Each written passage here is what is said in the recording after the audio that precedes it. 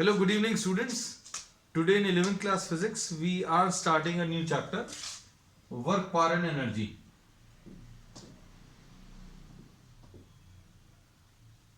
Physics में अभी तक हम लोगों ने 11th क्लास की फिजिक्स में अभी तक जितनी भी चीजें पढ़ी, all of those were related to real life situations, है ना. जैसे अभी हम लोग वेलोसिटी की बात करें तो velocity has a specific meaning, है ना. Speed also has a specific meaning, distance also has a specific meaning, है ना. और इनकी जो फिजिक्स की मीनिंग है that matches perfectly with the meanings which we have in ordinary life. हमारी जो डेली लाइफ है, ऑर्डिनरी डेली लाइफ, उसमें जो मतलब स्पीड का होता है वही फिजिक्स में मतलब होता है. डिस्टेंस ट्रैवल्ड का जो फिजिक्स में मीनिंग है वही मतलब अभी हम लोग कहते हैं हमारी जिंदगी में भी है. In our daily life we have the same meaning of distance as we define in physics. तो ये सब बातें अभी हम लोग क्यों कर रहे हैं? तो अभी हम लोगों ने स्पीड के बारे में पढ़ा, वेलोसिटी के बारे में पढ़ा, डिस्टेंस के बारे में पढ़ा. We studied about force, we have studied about acceleration. All of these quantities have the same meaning in physics and daily life. अब ये बात क्यों कर रहे हैं? क्योंकि अब हम लोग जो पढ़ने वाले हैं वो completely अलग है ना. वर्क जैसे भी लोग पढ़ते हैं तो वर्क की जो डेली लाइफ सिचुएशंस में मीनिंग है that is quite different from the meaning which we will study in physics. जैसे अभी हम लोग कहते हैं आज अभी हमने बहुत दिन भर पढ़ाई करी, है ना. We studied a lot, तो we did lot of work, है ना. अभी हम लोगों ने कुछ भी और मस्कुलर एफर्ट लगाया. जैसे suppose if you are trying to push this wall, है ना, if you are trying to break anything, आपने दिन भर इसके ऊपर मेहनत कर रहे हैं. You are trying to push a wall for the entire day, you are trying to push a wall. वो बात अलग है. You will not get any result. If you are trying to push any wall you will not get any result because the wall will not move, है ना. तो अभी हम लोग आम जिंदगी में कहते हैं कि बहुत मेहनत करी, बहुत काम किया, but in terms of physics we say that ये जो पढ़ाना है या खुद का पढ़ना है दैट इज नॉट वर्क, है ना. अभी हम लोग ये कहते हैं वर्क की एक स्पेशल डेफिनेशन है और वो डेफिनेशन जो है डेली लाइफ की जो डेफिनेशन है उससे मैच नहीं करता, है ना. तो अब हम लोग इसमें क्या लेने वाले, देखो ध्यान से. सपोज अभी हम लोग कहते हैं कोई एक ऑब्जेक्ट है, suppose this is any object and on this object you are applying a force. आपने ऐसा कुछ फोर्स अप्लाई किया और इस फोर्स की वजह से object moves certain distance. Object जो है यहां से यहां तक डिस्प्लेस हुआ. तो अब हम लोग इसमें ये कहते हैं सिंपल कि work is said to be done if force acting on any object causes a displacement. If there is a force and there is a associated displacement. Force है और डिस्प्लेसमेंट है तो अभी हम लोग बोलेंगे there will be some work. और work कितना होगा ये अब हम लोग इसमें डिफाइन कर सकते हैं. Whenever force acting on any object displaces the object then we say that work is done by the force. And work done by the force की बहुत बहुत सिंपल डेफिनेशन है. वो क्या है ये अब हम आपको इसमें बता दे रहे हैं.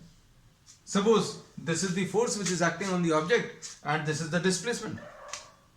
तो अब हम लोग इसमें क्या बोलेंगे, work done will be equal to F into S into cos theta.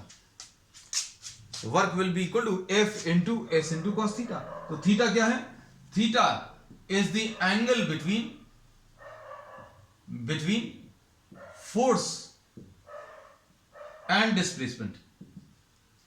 तो ये सिंपल मैथमेटिकल डेफिनेशन है और इस सिंपल मैथमेटिकल डेफिनेशन को ही अभी हम लोग आगे कंटिन्यू करेंगे. तो अब हम लोगों ने इसमें क्या बोल दिया कि if force is acting on any object, अगर किसी ऑब्जेक्ट के ऊपर फोर्स काम कर रहा है तो force acting on the object if this is causing any displacement, if force acting on any object is causing any displacement then we said that work is done by the force. अब इसमें definition जो अभी हम लोगों ने ली है work is equal to F into S into cos theta, इसको अभी हम लोग कैसा लिख सकते हैं, work will be equal to F dot S. तो most simple definition F dot S. So this is what the scalar product of force and displacement is called work. अब हम लोग इसमें अगर देखें इस डेफिनेशन के हिसाब से अगर अभी हम लोग चलें तो वर्क कब नहीं होगा, work will be equal to zero. Work will be equal to 0 if force is equal to 0। अगर फोर्स 0 है तो वर्क नहीं आएगा, है ना। तो इसमें अभी हम लोग क्या बोलेंगे, if there is no force acting on the object then work done will be equal to 0। अगर कोई फोर्स नहीं है तो work done will be equal to 0, और अगर फोर्स नहीं है तो वर्क नहीं आएगा। और इसके बाद एक और condition, if there is no displacement, displacement अगर नहीं है तो भी कोई वर्क नहीं आएगा। इसका मतलब क्या है, अगर आप किसी वॉल को पुश करने की कोशिश कर रहे हो, सपोज कोई ट्रक खड़ा हुआ है, there is a stationary truck and if you are applying an effort the entire day, आपने पूरा दिन मेहनत की लेकिन डिस्प्लेसमेंट कितना आया, displacement 0, then we say that work done will be equal to 0। So this definition does not match with the definition which we use generally in our daily life. Daily life में आप उस student को बोलोगे that you have done lot of work today, क्या किया आपने, काम क्या किया, दिन भर एक ट्रक को धक्का लगाया। लेकिन फिजिक्स के टर्म्स में अभी हम लोग क्या बोलेंगे, work done will be equal to what, 0। अब इसको डिफाइन करने का जो तरीका अभी हमने बताया कि भाई आपको अगर वर्क लेना है तो फोर्स ले लो और डिस्प्लेसमेंट ले लो इनटू कॉस थीटा ले लो। फोर्स ले लीजिए, उसका मल्टीप्लिकेशन किसके साथ करिए, डिस्प्लेसमेंट के साथ करिए, और किसके साथ, कॉस थीटा के साथ। थीटा क्या है, it is the angle between force and displacement. अब इसको एक तरीके से और अभी हम लोग बता रहे हैं, ध्यान से सुनना। Suppose this is the force, ये फोर्स है, और अब आपने इसके दो कंपोनेंट्स ले लिए। इसके दो कंपोनेंट्स क्या आ जाएंगे बच्चों, एक तो आ जाएगा एफ कॉस थीटा और दूसरा क्या आ जाएगा, एफ साइन थीटा। दो कंपोनेंट्स ही आ गए, F cos theta and F sine theta. अब इस फोर्स की वजह से क्या होगा बच्चों, इस फोर्स की वजह से the object will move some distance. हमने बोला अगर आपने एक ब्लॉक लिया, ब्लॉक के ऊपर एक थ्रेड बांधा और थ्रेड से बांधकर या वायर से बांधकर आप उसको पुल कर रहे हो, this is the force which you are applying, this is the force which you are applying. और अब हम लोगों ने क्या किया, इसके दो कंपोनेंट्स ले लिए, एफ कॉस थीटा और एफ साइन थीटा। हम लोगों ने जो वर्क की डेफिनेशन ली थी वो क्या थी बच्चों, F into S into cos theta. इसको अब हम लोग कैसा लिख रहे हैं, F cos theta into S. अब इसको कैसा बोलेंगे बच्चों, फोर्स या component of force in the direction of displacement into displacement. Definition जो है अभी हम लोगों ने थोड़ी थोड़ी मैथमेटिकली बता दी है कि वर्क अगर आपको निकालना है तो F into S into cos theta, force लेना है, एस लेना है और कॉस थीटा लेना है। और अभी हम लोगों ने इसमें क्या बता दिया बच्चों, एफ कॉस थीटा को आपने इकट्ठा कर लिया, और एफ कॉस थीटा क्या है बच्चों, ये कंपोनेंट है। कौन सा वाला कंपोनेंट है, ये कौन सा वाला कंपोनेंट है बच्चों, this is the component which is acting along the direction of displacement. ये कौन सा वाला कंपोनेंट है, ये वो कंपोनेंट है जो डिस्प्लेसमेंट की डायरेक्शन में। मतलब आपको इससे कोई मतलब नहीं है। वर्क अगर अभी हमें कैलकुलेट करना है तो क्या करना पड़ेगा बच्चों, अगर ऑब्जेक्ट ऐसा चल रहा है तो इट डज नॉट मैटर, आपने फोर्स ऐसा अप्लाई किया, इसके ऊपर धागा बांधकर आपने ऐसा खींचा, लेकिन ये ऑब्जेक्ट ऐसा चला। अगर ऑब्जेक्ट ऐसा चल रहा है तो हमें कौन सा वाला फोर्स चाहिए, इस वाले फोर्स का component in the direction of displacement. Object ऐसा चला है, the object is moving in this direction, therefore we will be taking the force which is along the direction of displacement। और अब हम लोगों ने इसको क्या बोला, f cos theta, और f cos theta क्या आ गया, component of force in the direction of displacement into क्या, into displacement, है ना। तो अब हम लोगों ने क्या किया है, मैथमेटिकली एक डेफिनेशन दे दी है वर्क की, और ये डेफिनेशन जो है वो क्या बोलती है कि वर्क अगर आपको कैलकुलेट करना है तो वर्क कैलकुलेट करने के लिए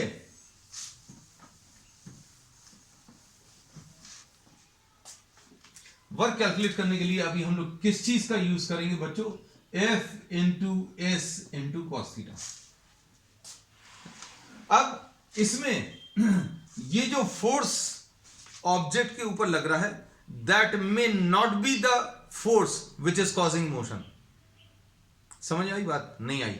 अभी हमने ये बोला कि ये जो फोर्स लग रहा है ये जो फोर्स अभी हमने इस रिलेशन में लिया है, ये फोर्स जरूरी नहीं है वो फोर्स हो जिसकी वजह से मोशन आया। लेकिन अभी हम लोग इस पॉइंट को अभी हम लोग और आगे एलेबोरेट करेंगे कुछ एग्जांपल्स में आगे। तो हमने बोला डेफिनेशन ये है, work is equal to F into S into cos theta. इसमें ये ऑब्जेक्ट था, ये इसके ऊपर फोर्स लगाया, ऑब्जेक्ट डिस्प्लेस होकर यहां से यहां तक आ गया, ये एस आ गया और एफ और एस के बीच में एंगल थीटा आ गया। तो वर्क की डेफिनेशन आ गई, F into S into cos theta. अब इसको और कैसा लिख सकते हैं, एफ डॉट एस लिख सकते हैं। किसके टर्म्स में, वेक्टर के टर्म्स में। और कैसे लिख सकते हैं, F cos theta into S, और इसको कैसा लिखेंगे, force component of force in the direction of displacement into displacement, है ना। तो ये डेफिनेशन बन गई। अब हम लोग क्या करेंगे बच्चों, इसमें नेचर ऑफ वर्क बता दें। नेचर ऑफ वर्क कैसा होगा बच्चों, नेचर ऑफ वर्क पहला पॉजिटिव भी हो सकता है, दूसरा ये नेगेटिव भी हो सकता है, तीसरा ये जीरो भी हो सकता है। वर्क जो है F into S into cos theta होता है। अब हम लोगों ने इसमें क्या बोला कि depending on the value of cos theta, depending on the other values, we say that work can be positive. Work बच्चों पॉजिटिव भी हो सकता है, वर्क नेगेटिव भी हो सकता है, वर्क जीरो भी हो सकता है। सभी के अभी हम आपको एग्जांपल्स देंगे, सारी चीजें परफेक्टली क्लियर रहनी चाहिए। अब देखो एग्जांपल, सबसे पहला पॉजिटिव वर्क। तो पॉजिटिव वर्क कब होगा बच्चों, जैसे सपोज फॉर एग्जांपल आपने ये ऑब्जेक्ट लिया और इस ऑब्जेक्ट को आपने इस डायरेक्शन में पुल किया और ये डिस्प्लेसमेंट आया, और ये डिस्प्लेसमेंट बच्चों कितना है, एस है, ये एफ है। तो इसमें थीटा कैसा है बच्चों, ग्रेटर देन 0 है, स्मॉलर देन 90 है। थीटा किस किस के बीच में है, 0 और 90 के बीच में। तो क्या होगा, कॉस थीटा की वैल्यू बच्चों कैसी रहेगी, पॉजिटिव रहेगी। कॉस थीटा की वैल्यू पॉजिटिव होगी। और इसमें वर्क कैसा आएगा बच्चों, पॉजिटिव आएगा। मैथमेटिकल डेफिनेशन है simple, F into S into cos theta, F into S into cos theta, theta is the angle between force and displacement. अब देखो इसमें एक और अभी हम आपको एग्जांपल दे दें। अगर आपने ऑब्जेक्ट को ऐसा पुल किया,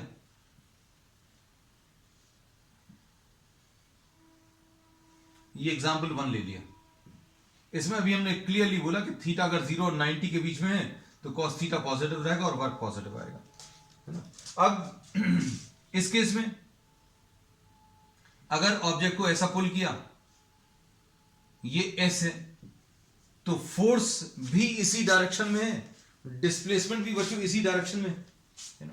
तो हम लोग क्या बोलेंगे, work done will be equal to F into S into cos of theta. Theta क्या है, it is the angle between force and displacement. तो जिस डायरेक्शन में फोर्स है उसी डायरेक्शन में डिस्प्लेसमेंट है, मतलब थीटा की वैल्यू बच्चों 0 है, तो ये कितना आ जाएगा, एफ इंटू एस, मतलब ये भी पॉजिटिव आ गया। तो अब हम लोग क्या बोलेंगे, फॉर थीटा ग्रेटर देन और इक्वल टू 0 और स्मॉलर देन 90, वर्क कैसा आएगा बच्चों, पॉजिटिव आएगा। इसका और एग्जांपल नहीं, ये तो पुलिंग का एग्जांपल लिया। Suppose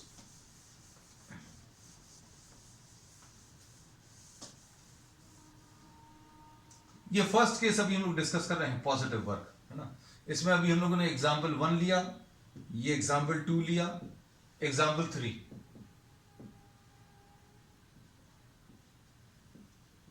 freely falling object, freely falling object में क्या होगा बच्चों, if object falls freely, object अगर फ्रीली गिरेगा तो क्या होगा, ऑब्जेक्ट अगर नीचे की तरफ गिर रहा है तो नीचे की तरफ कौन सा फोर्स काम कर रहा है, वेट। तो अब हम लोग क्या बोलेंगे, for a free fall,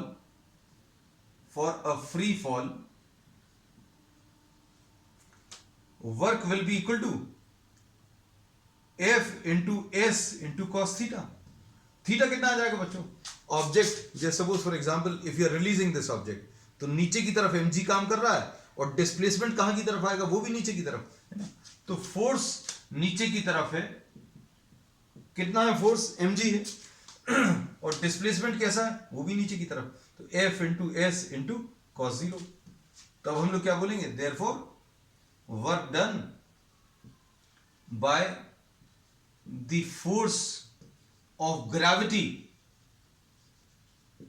during a free fall is positive। तो पॉजिटिव वर्क पता चल गया। अब इसके बाद आ जाओ बच्चों, हम लोग और ऐसे बहुत सारे एग्जांपल्स है। ये एग्जांपल 3 ले लिया, एग्जांपल 4 एक आध और ले लें क्या? चलो एक और ले लेते हैं।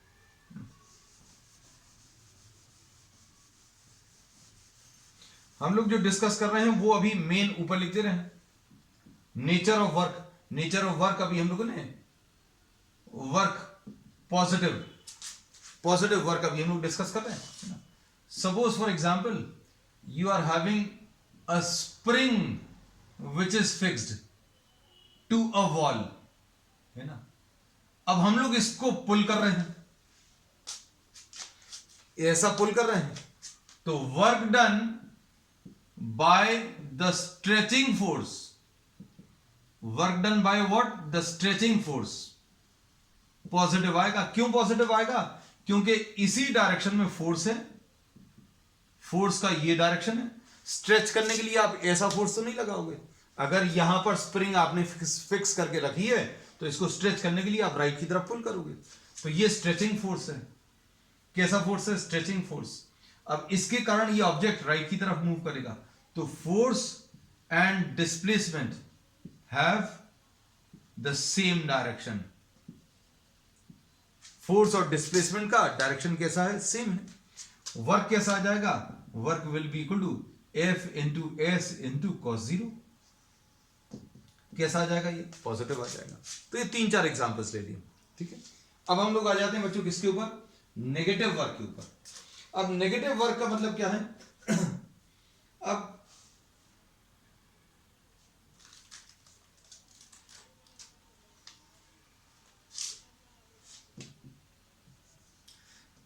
पॉजिटिव वर्क इंडिकेट्स, ये बहुत इंपॉर्टेंट है, दैट द फोर्स कंसिडर्ड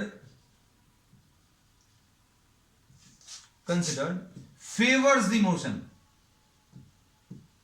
मतलब ये मोशन को बढ़ाने की कोशिश कर रहा है, मतलब ये जो भी फोर्स लग रहा है वो मोशन को सपोर्ट कर रहा है। So positive work means that the force considered और force acting on the object favours the motion. मतलब फोर्स जो है मोशन को फेवर कर रहा है या मोशन को बढ़ाने की कोशिश कर रहा है। तो ये तीनों चारों एग्जांपल्स में बच्चों देखो, अगर अभी हम लोग देखें mg नीचे की तरफ काम कर रहा है, डिस्प्लेसमेंट भी नीचे की तरफ काम कर रहा है। अब ये बात आपको सुनने में थोड़ी अजीब लग रही होगी, भैया फोर्स लग रहा है और ये मोशन को सपोर्ट कर रहा है, तो क्या फोर्स कभी अपोज भी करता है? तो अभी हम लोग बोलेंगे हाँ होता है। आप इसको ऊपर की तरफ थ्रो करो तो डिस्प्लेसमेंट कहां की तरफ आएगा? ऊपर की तरफ। और फोर्स कहां की तरफ आएगा?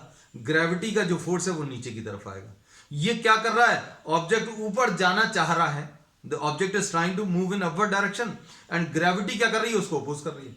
तो फोर्स जो है मोशन को अपोज भी करता है। इसके एग्जांपल्स अब हम लोग आगे ले रहे हैं।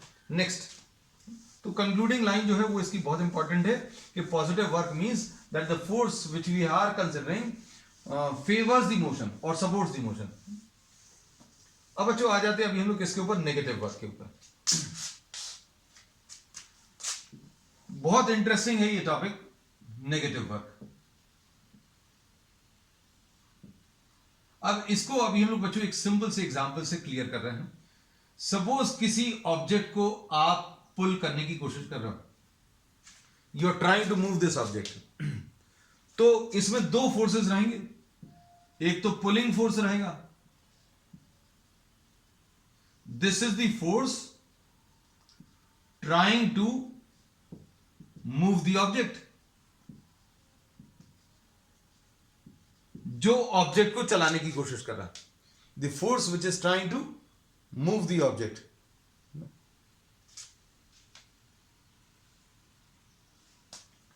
एक तो ये हो गया force trying to move the object. एक और फोर्स है, एक और फोर्स इसमें कौन सा है, एक और फोर्स है इसमें फोर्स ऑफ फ्रिक्शन। अब दोनों फोर्सेस को कंसिडर करना। Force of friction tries to oppose the relative motion, तो ये फोर्स ऑफ फ्रिक्शन बच्चों मोशन को अपोज करेगा, है ना। अब इसमें हम लोग इसको कंसिडर नहीं कर रहे क्योंकि ये तो अभी हम लोग कंसिडर कर चुके हैं। कौन सा, पुलिंग फोर्स। हम लोगों ने ऑब्जेक्ट को पुल किया। Suppose you are trying to move any object, आप किसी ऑब्जेक्ट को, सपोज ये यहां कहीं पर रखा हुआ है, this is the object which is placed and you are trying to move this object towards the right side. अगर आप इस ऑब्जेक्ट को राइट की तरफ मूव करने की कोशिश करोगे तो क्या होगा बच्चों, इस ऑब्जेक्ट को अगर राइट की तरफ मूव करने की कोशिश करोगे तो इसमें एक अपोजिंग फोर्स काम करेगा, फोर्स ऑफ फ्रिक्शन। आप चेयर को पुल करते हो तो दो फोर्सेस आते हैं, कौन से, एक तो पुलिंग फोर्स और दूसरा कौन सा, फोर्स ऑफ फ्रिक्शन, है ना। तो अब हम लोग कौन सा कंसिडर कर रहे हैं बच्चों, हम लोग फोर्स ऑफ फ्रिक्शन। ये इनिशियल पोजीशन है, ये फाइनल पोजीशन है, और ये बच्चों यहां पर ये कौन सा फोर्स है, ये फोर्स ऑफ फ्रिक्शन है। ये क्या चीज है बच्चों, फोर्स ऑफ फ्रिक्शन। तो अब इसमें देखो फोर्स ऑफ फ्रिक्शन को सपोज अब हम लोग स्मॉल एफ से मार्क कर लेना। अब इसमें डिस्प्लेसमेंट इधर की तरफ है, फोर्स ऑफ फ्रिक्शन कैसा काम कर रहा है, ऑपोजिट डायरेक्शन में। तो work done by the force of friction, अच्छे से समझना बच्चों, हम लोग इस पुलिंग फोर्स की बात नहीं कर रहे, इस फोर्स की बात नहीं कर रहे। We are not talking of this, we are talking of what, the force of friction. Work done by the force of friction will be equal to F, F तो फोर्स आ गया, displacement into cos of the angle between force and displacement. तो force बच्चों ऐसा है, displacement right की तरफ है, तो ये कितना आ जाएगा, थीटा इसका 180 डिग्री। 180 क्यों आया, हमने बोला ऑब्जेक्ट ऐसा चल रहा है तो फोर्स ऑफ फ्रिक्शन कैसा काम करेगा, ऑपोजिट डायरेक्शन में। फोर्स ऐसा है, डिस्प्लेसमेंट ऐसा है, तो इस डायरेक्शन में और इस डायरेक्शन में एंगल कितना आ जाएगा बच्चों, 180 डिग्री। ये वाला डायरेक्शन और ये वाला डायरेक्शन, एंगल कितना आ जाएगा, 180। और बायो स्टूडेंट्स पर्टिकुलरली ये नोट करना, तो cos 180 की वैल्यू कितनी होती है, -1, तो ये कितना आ जाएगा, -f × s। तो ये नेगेटिव वर्क का एग्जाम्पल हो गया। नेगेटिव वर्क का ये मतलब है, ये अभी हमने पहले ही बता दिया था, नेगेटिव वर्क का मतलब ये है कि ये जो फोर्स लग रहा है ये मोशन को अपोज करने की कोशिश कर रहा है। मोशन कहां की तरफ है बच्चों, मोशन इसमें राइट की तरफ है, और फोर्स ऑफ फ्रिक्शन कहां की तरफ काम कर रहा है, ऑपोजिट डायरेक्शन में। इनफैक्ट अभी हम लोग ये कहते हैं, ध्यान से सुनना, work is equal to F into S into cos theta. अब थीटा अगर ग्रेटर देन 90 है बच्चों एंड स्मॉलर देन और equal to 180, bio students particularly ये चीज पर ध्यान देना, हमें बायो वालों की ज्यादा चिंता रहती है, इसलिए हम स्पेसिफाई कर देते हैं कि आपको कहां पर स्ट्रेस देना है। अब थीटा की वैल्यू 90 से बड़ी है बच्चों और 180 से छोटी या 180 के बराबर, मतलब ये थीटा जो है ये सेकंड क्वाड्रेंट में है, ये 0 है बच्चों, ये 90 है, ये 180, ये फर्स्ट क्वाड्रेंट है, ये सेकंड क्वाड्रेंट है। इसमें सारे ट्रिग्नोमेट्रिक रेशियोज पॉजिटिव होते हैं, इसमें सिर्फ साइन पॉजिटिव होता है, मतलब यहां पर cos थीटा बच्चों कैसा आएगा, cos थीटा नेगेटिव आएगा। बहुत सिंपल भाषा में अगर बोलें कि अगर आप कोई थीटा 90 और 180 के बीच में ले लो, cos 100 ले लो, cos 110 ले लो, cos 120 ले लो, cos 150 ले लो, सबकी नेगेटिव वैल्यूज आएंगी। तो थीटा की वैल्यू अगर 90 से बड़ी और 180 से छोटी या 180 के बराबर है तो वर्क कैसा आ जाएगा, नेगेटिव आ जाएगा, है ना। तो बच्चों अभी हम लोगों ने नेगेटिव वर्क के बारे में कुछ कुछ चीजें बोल दी। नेगेटिव वर्क का पॉसिबल है जब थीटा की value greater than 90, smaller than और इक्वल टू 180, ठीक है। अब इसके बाद नेक्स्ट बच्चों, एक और एग्जाम्पल ले लें। तो एक तो एग्जाम्पल अभी हमने ये लिया था, अब एग्जाम्पल 2 ले लें। एग्जाम्पल 2, ये अभी हमने आपको ग्रेविटेशन में भी ये जो अभी हमने पिछला पॉजिटिव वर्क वाला लिया था तब भी बताया था कि ऑब्जेक्ट को ऊपर की तरफ थ्रो करें, ऑब्जेक्ट थ्रोन अपवर्ड्स। अगर आप ऑब्जेक्ट को ऊपर की तरफ थ्रो करोगे तो क्या होगा? तो डिस्प्लेसमेंट, ये बच्चों इनिशियल पोजीशन है, ये इनिशियल पोजीशन है, मतलब ये डिस्प्लेसमेंट है। और डिस्प्लेसमेंट मतलब ऑब्जेक्ट कहां जा रहा है? ऊपर जा रहा है। Force of gravity F is equal to mg, यानी force of gravity, force of gravity ये डाउनवर्ड एक्ट कर रहा है। फोर्स ऑफ ग्रेविटी डाउनवर्ड है, ऑब्जेक्ट ऊपर की तरफ जा रहा है, तो क्या होगा? थीटा फिर से कितना आ जाएगा? 180 डिग्रीज। और थीटा 180 डिग्रीज, तो वर्क कितना आ जाएगा? F into S into cos 180, है ना, यानी कि F into S into cos 180 की वैल्यू -1 है, तो ये फिर से नेगेटिव वर्क आ गया। तो अब हम लोगों ने ये बोल दिया ये नेगेटिव वर्क। तो नेगेटिव वर्क का मतलब भी हमें मालूम होना चाहिए। नेगेटिव वर्क का मतलब क्या होता है? नेगेटिव वर्क का मतलब होता है कि the force is trying to oppose the motion. तो अब हम लोगों ने ये बता दिया, क्या बताया?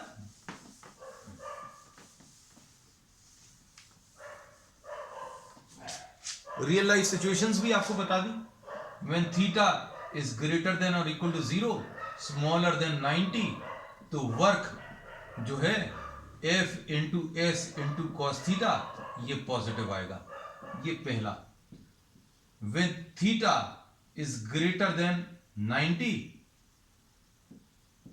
एंड स्मॉलर देन और इक्वल टू 180, तो वर्क बच्चों इसमें F into S into cos theta ये नेगेटिव आएगा। पॉजिटिव एंड नेगेटिव वर्क बता दिए। पॉजिटिव वर्क का मतलब है, work positive means force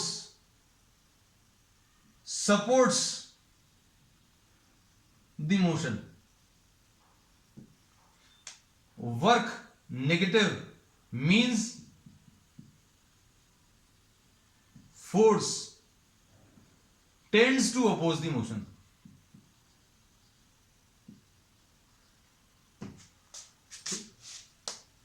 positive work आ गया, नेगेटिव वर्क आ गया, बहुत एग्जांपल्स भी ले लिए। अब हम लोग बच्चों इसमें लेना जीरो वर्क, तीसरा ये जीरो वर्क। तो जीरो वर्क कब होगा? जीरो वर्क बच्चों इसमें ये होगा जब डिस्प्लेसमेंट जीरो हो। इसका एक बहुत प्रैक्टिकल एग्जांपल है, दिन भर आप वॉल के ऊपर फोर्स लगाओ, एक ट्रक खड़ा हुआ उसके ऊपर फोर्स लगाओ, डिस्प्लेसमेंट जीरो है। आपने मस्कुलर एफर्ट तो बहुत लगाया, बहुत एनर्जी खर्च की, in daily life language we say you have done lot of work today, but in terms of physics we say work will be equal to F is equal to F into S into cos theta, है ना। S zero है इसलिए work zero आ जाएगा। तो displacement अगर zero है तो वर्क जीरो आएगा। एक एग्जाम्पल ये हो गया।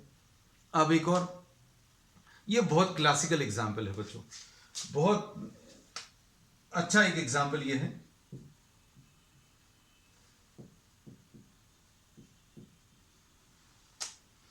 इसमें थीटा की वैल्यू बच्चों का 90 डिग्रीज है। If theta is equal to 90 degrees, ये देखो इसमें कहीं पर भी इक्वल टू 90 नहीं आया, इक्वल टू साइन 0 पर भी आ गया, इक्वल टू साइन 180 पर भी आ गया। थीटा की वैल्यू 90 इक्वल टू 90 कहीं नहीं आया, क्योंकि ये एक अलग केस आ गया। तो वर्क कितना आ जाएगा? F into S into cos 90। F into S into cos 90 का मतलब क्या है? F into S into cos 90 की वैल्यू 0, मतलब 0 आ जाएगा। कॉस 90 का कोई एग्जाम्पल है क्या? या थीटा की वैल्यू 90 डिग्रीज हम लोग बता देते हैं। Suppose a person is carrying some load on his head, सिर पर वेट रखकर कोई मूव कर रहा है, हाथ में रख लो, सिर पर जरूरी नहीं है। एक सिंपल एग्जाम्पल कूली का अभी हम लोग ले लें। A person who carries luggage on his head, a person is moving some horizontal distance, person is moving some horizontal distance, force of gravity vertically downward, force of gravity vertically downward है बच्चों, है ना। और displacement कैसा है इधर की तरफ, तो ये ऐसा कुछ आ गया है ना, फोर्स डाउनवर्ड, डिस्प्लेसमेंट ऐसा, फोर्स वर्टिकली डाउनवर्ड, कौन सा, फोर्स ऑफ ग्रेविटी। हम लोग और किसी फोर्स की बात नहीं कर रहे हैं। Suppose a person is carrying some load on his head and moving a horizontal distance, तो डेली लाइफ सिचुएशंस में अभी हम लोग क्या बोलेंगे, the person is doing some work, but in terms of physics work done is zero, but mind you, you have to specify the force. Work done zero अभी आप कभी ऐसे ही नहीं बोल सकते। वर्क डन कौन सा वाला force, work done by the force of gravity. तो अब हम लोग क्या बोलेंगे, a person carrying some load on the head and moving a horizontal distance,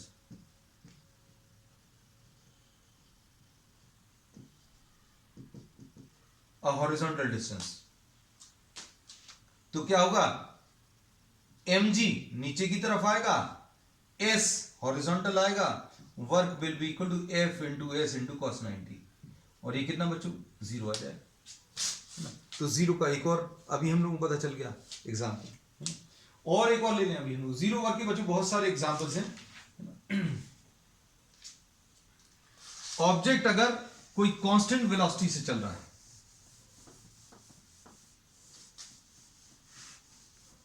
object अगर कोई कांस्टेंट वेलोसिटी से चल रहा है तो वर्क बच्चों जीरो आएगा। क्यों, क्योंकि कांस्टेंट वेलोसिटी से अगर v कांस्टेंट है, कोई ऑब्जेक्ट कांस्टेंट वेलोसिटी से चल रहा है, तो अब हम लोग क्या बोलेंगे, acceleration zero.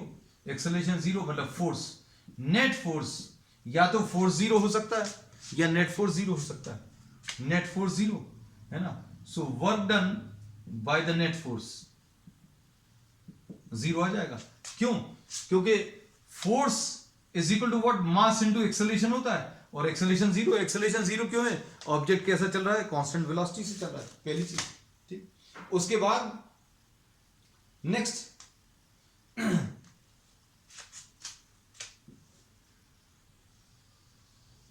Work done by the centripetal force. अब ये सुनना, ये भी एक बहुत अच्छा एग्जांपल है, work done by the centripetal force. Centripetal circular motion में अभी हम लोगों ने ये पढ़ लिया था कि force which is acting towards the center of the circle, F is equal to mv square by r. Force acting towards the center of the circle, mv square by r. और ये बच्चों डिस्प्लेसमेंट है। इसमें अभी हम लोगों ने बोला ऑब्जेक्ट अगर यहां से यहां तक गया तो ये डिस्प्लेसमेंट है, ये फोर्स है। तो फोर्स और डिस्प्लेसमेंट के बीच में एंगल कितना आ जाएगा, 90 डिग्री। आप इतना छोटा सा और डिस्प्लेसमेंट ले लो, ये डिस्प्लेसमेंट है, ये फोर्स। तो force will always be perpendicular to displacement. Force, centripetal force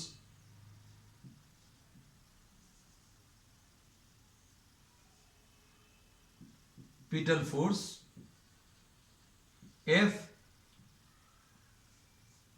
is perpendicular to displacement. Therefore, work done by the centripetal force zero आ जाएगा। ये कई बार पूछ लेते हैं कॉम्पिटिटिव एग्जाम्स में। कॉम्पिटिटिव एग्जाम्स में कैसा पूछ लेते बच्चों,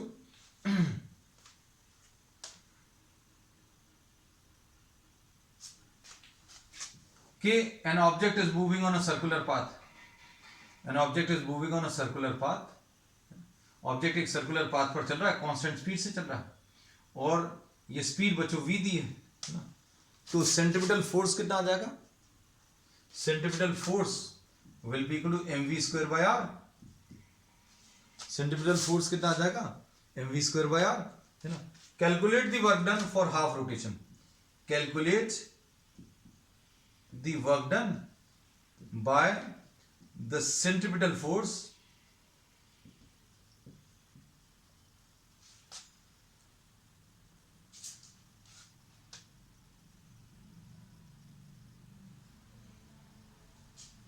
centripetal force for half rotation. अब पता चला इसमें पहला ऑप्शन दिया है mv square by r, into pi r. तो बच्चे मोस्टली इसको टिक कर देते हैं, जबकि ये गलत है। अब ये क्यों गलत है? क्योंकि किसी किसी का दिमाग क्या कम करता है कि फोर्स इनटू डिस्टेंस, और डिस्टेंस कितना आ जाएगा यहां से यहां तक आने में, पाई इंटू आर। अब इसके बाद हम लोग क्या बोलेंगे, एक और option, m v square by r into two r. किसी का ज्यादा दिमाग काम किया, उसने कहा यहां से यहां तक डिस्प्लेसमेंट तो टू आर आएगा, तो उन्होंने कहा ये सही है, तो जबकि ये भी गलत है। तीसरा ऑप्शन बच्चों इसका जीरो है ना, तो जीरो बच्चों ऑप्शन सही है। क्यों? क्योंकि अभी हम लोगों ने बोला सेंट्रीपिटल फोर्स जो है कहां की तरफ काम करता है, towards the centre of the circle. Centripetal force always acts towards the centre of the circle, and force is always perpendicular to what, the displacement. Force कैसा है बच्चों, परपेंडिकुलर टू डिस्प्लेसमेंट, और फोर्स परपेंडिकुलर टू डिस्प्लेसमेंट है, तो work कितना आ जाएगा, F into delta S into cos theta, और ये कॉस कितना आ जाएगा, कॉस 90, तो इसकी वैल्यू बच्चों जीरो होती है। तो work done by the centripetal force है जीरो। तो आज अभी हम लोगों ने सिर्फ क्या लिया है, we are just discuss the definition of force, sorry definition of work. Work की सिर्फ अभी हम लोगों ने डेफिनेशन पर ली है। क्या है? सिंपल सी definition, F into S into cos theta, या फिर एफ डॉट एस है ना।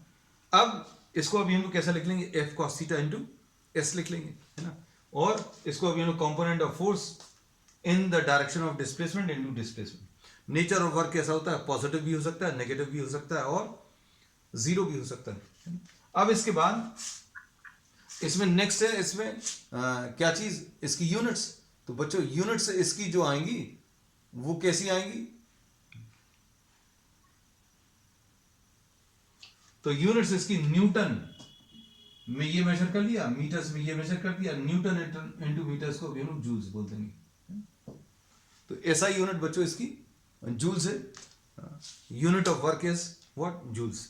तो अभी इन्हीं कॉन्सेप्ट्स को अभी हम लोग नेक्स्ट क्लास में आगे बढ़ाएंगे, and that's all for today. आगे नेक्स्ट जो क्लासेस अभी हम लोग लेंगे उसमें यूनिट्स से ही स्टार्ट करेंगे, वर्क की डेफिनेशन से, और work done by variable force. Work done by variable force will B calculating with the help of calculus method and graphical method. Okay बच्चों, दैट्स ऑल फॉर